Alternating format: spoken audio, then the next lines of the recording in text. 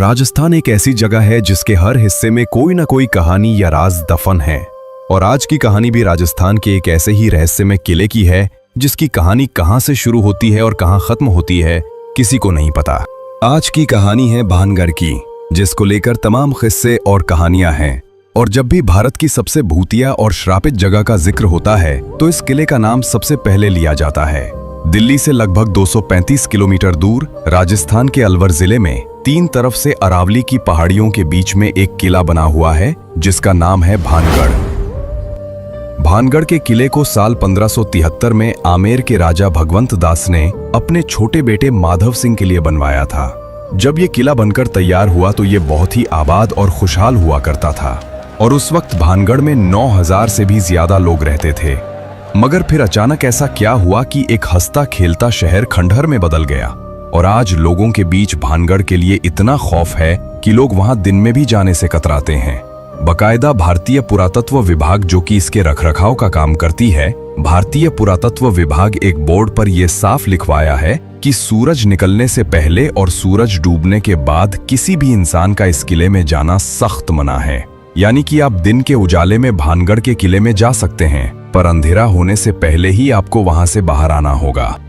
इस किले के खंडहर भूतिया होने के पीछे की वजह वैसे तो आज भी किसी को साफ साफ नहीं पता, मगर इसके बारे में कई कहानियां प्रचलित हैं। उन कहानियों में दो ऐसी कहानी हैं जिन पर लोग सबसे ज्यादा भरोसा करते हैं और सुनते सुनाते हैं। इनमें से पहली कहानी गुरु बालूनाथ से जुड़ी हुई है।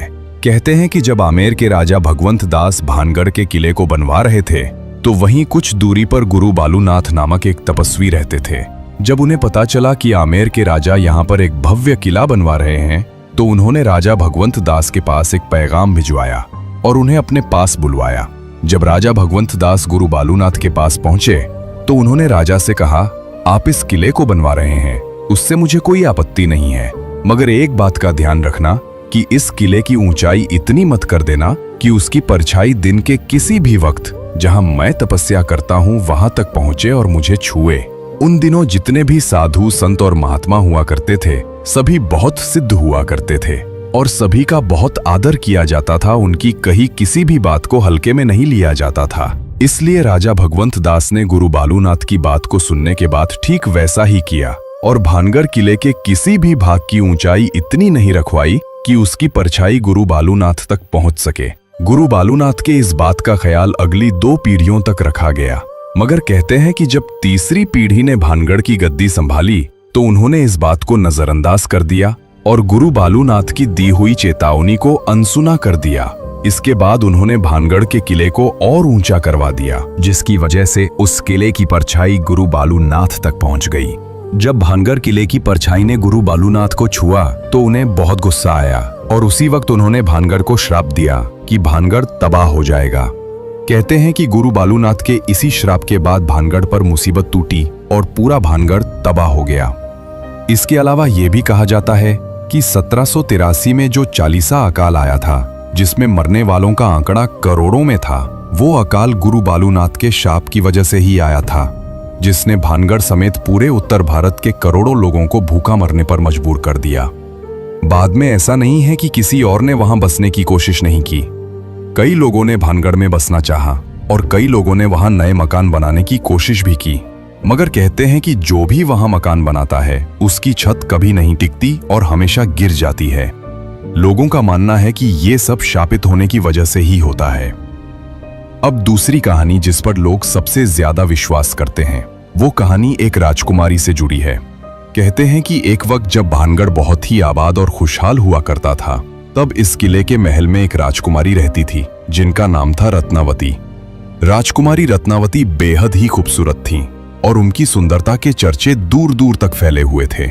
आए दिन बड़े बड़े राजाओं की शादी के न्योते आते रहते थे, मगर इन राज्यों के अलावा एक और शख्स जो राजकुमारी रत्नावती का दीवाना था उसका नाम था सिंधिया। सिंधिया एक तांत्रिक था और जब से उसने राजकुमारी रत्नावती को देखा तभी से वो उसके ऊपर बुरी तरह फिदा हो गया था। अब वो किसी भी तरह राजकुमारी रत्नावती को पाना चाहता था, मगर उसे पता था कि वो सीधे तरीके से कभी भी राजकुमारी को नहीं पा सकता, क्योंकि कहां और संसार में रहने वाला एक तांत्रिक और कहां महलों में रहने वाली राजकुमारी, इसलिए उसने राजकुमारी रत्नावती को हासिल करने के लिए दूसरा तरीका ढूंढ निकाला और अब बस सही मौके की फिराक में लग गया। एक दिन आखिरकार उसे ये मौका मिल ही गया। उस दिन राजकुमारी रत्नावती की एक दासी भानगढ़ के बाजार में आई।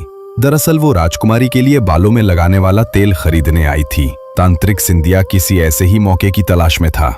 जब वो दासी तेल खरीदकर वापस जाने लगी तो तांत्रिक सिंधिया ने उसे किसी बहाने से रोक लिया। क्योंकि वो तंत्र मंत्र में माहिर था, उसने दासी द्वारा लाई गई तेल की बोतल पर चुपके से काला जादू कर दिया। जब दासी राजकुमारी रत्नावती के पास पहुंची और तेल दिया तो राजकुमारी को कुछ शक हुआ।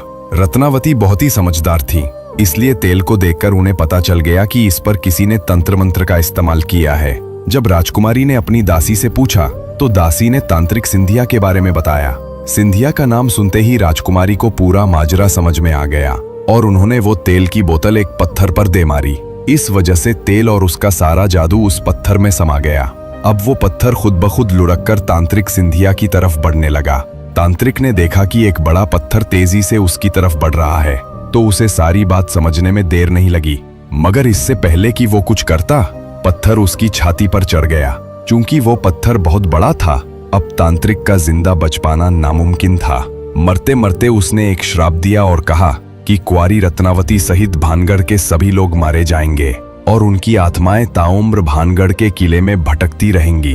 तांत्रिक सिंधिया मर गया, पर कहते हैं कि उसके मरने के कुछ समय बाद भानगढ़ और उसके पास के एक और राज्य अजबगढ़ के बीच बहुत भयंकर युद्ध हुआ, जिसमें पूरा भानगढ़ तबाह हो गया। इस लड़ाई में अजबगढ़ की सेना पूरे भानगढ़ में कत्लेआम मचा गई, जिसमें रानी रत्नावती सहित कई लोग मारे गए। हालांकि इतिहास में कहीं भी भानगढ़ और अजबगढ़ के बीच युद्ध का जिक्र नहीं है, पर सदियों से यही कहानी सुनी और सुनाई जा रही है। कहते हैं कि इस युद्ध के बाद भानगढ़ का किला कभी आबाद नहीं हो पाया और धीरे धीरे भानगढ़ वीरान बन गया। आज भूतों का गढ़ बन चुका है। युद्ध में मारे गए सभी लोगों की आत्माएं आज भी भानगढ़ में मौजूद हैं। भानगढ़ में आज भी रात को बाजार सजता है, खंडहर फिर से खड़े हो जाते हैं और अंदर राजा का दरबार लगता है। वहां के लोग बताते हैं कि उन्हें रात को चीखने की आवाज आती है, कभी हंसने की आवाज आती है तो कभी घरों के बजने की आवाज सुनाई देती है। भानगढ़ के किले में आज तक जो भी रात में गया वो फिर कभी जिंदा लौट कर नहीं आया, और अगर कोई जिंदा वापस आया तो उसकी दिमागी हालत खराब हो जाती है या फिर किसी दुर्घटना में मृत्यु हो जाती है। इसके अलावा कहा जाता है कि भानगढ़ और अजबगढ़ के बीच युद्ध के समय बहुत सारा खजाना भानगढ़ के किले में छिपाया गया था। बाद में उसे निकालने के लिए फैलाई गई अफवाह थी कि भानगढ़ में आत्माओं का वास है। चूंकि भानगढ़ और अजबगढ़ के बीच हुए युद्ध का कोई ऐतिहासिक प्रमाण नहीं है, इसलिए खजाने की सच्चाई पर शक किया जाता है। हर किले का शुरू से लेकर अंत तक अपना इतिहास होता है। भानगढ़ का किला कैसे और किसने बनवाया इसका इतिहास है, मगर ये तबाह कैसे हुआ इसका इतिहास में कोई जिक्र नहीं है। यही चीज भानगढ़ के किले को और रहस्यमयी बनाती है। दिन में भानगढ़ घूमने गए कई लोग बताते हैं कि उन्हें ऐसा लगता है जैसे उनका कोई पीछा कर रहा हो या कोई अदृश्य शक्ति मौजूद हो।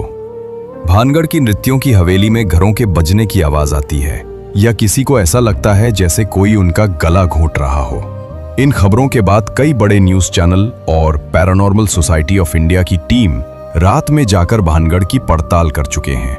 उन्होंने अपने साथ भूतों या आत्माओं की मौजूदगी बताने वाले डिवाइस भी लिए। पड़ताल में उन्हें कुछ प्रमाण मिले, मगर वहां किसी आत्मा का वास है या नहीं इसका कोई ठोस सबूत नहीं मिला। ना ही उन्होंने सजे हुए बाजार या राजा का दरबार देखा। लोग भानगढ़ के बारे में जो कुछ भी सुनते या पढ़ते हैं उसी की वजह से वहां कोई अदृश्य शक्ति मौजूद होने का भ्रम होता है। भारत सरकार की तरफ से रात में किले में एंट्री बैन करने की वजह से भी भूत प्रेत वाली बातें हवा में फैल गईं। वहीं दूसरी तरफ लोग आज भी इन किस्सों और कहानियों को सच मानते हैं और उनके अनुसार भानगढ़ के किले में आज भी भूत और आत्माएं मौजूद हैं। कुल मिलाकर आज भी किसी को नहीं पता कि 300 साल पहले भानगढ़ में ऐसा क्या हुआ कि वो वीरान और खंडर बन गया और पूरे भारत की सबसे डरावनी और भूतिया जगह बन गया। तो ये थी पूरी कहानी भूतों के गढ़ भानगढ़ की। मुझे उम्मीद है कि आपको मेरी जानकारी जरूर पसंद आई होगी।